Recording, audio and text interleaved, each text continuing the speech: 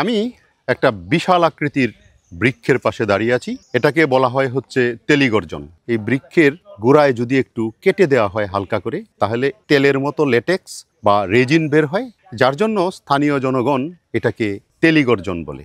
এছাড়া গর্জন বলার কারণ হলো এই বৃক্ষটি যে বনে থাকে সেই বনে দাপটের সাথে থাকে। প্রায় 170 ফুট উঁচা হয় বৃক্ষটি, সুতরাং সে বনের মধ্যে গর্জে ওঠে। এই জন্যই বাংলা নামকরণটি করা হয়েছে গর্জন, আর এভাবেই এর নামটি হয়েছে তেলিগর্জন।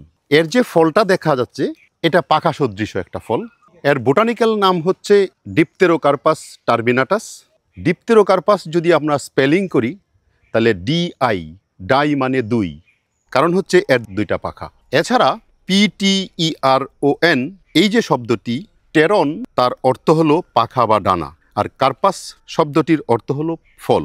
সুতরাং ডিপটেরোকার্পাস শব্দটির বাংলা মিনিং হলো দুটি পাখাযুক্ত ফল বিশিষ্ট উদ্ভিদ।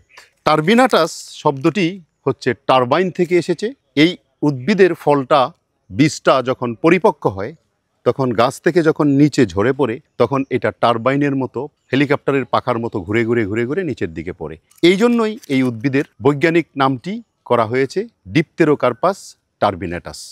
একটি চমৎকার কাঠ উৎপাদনকারী উদ্ভিদ হচ্ছে তেলিগর্জন।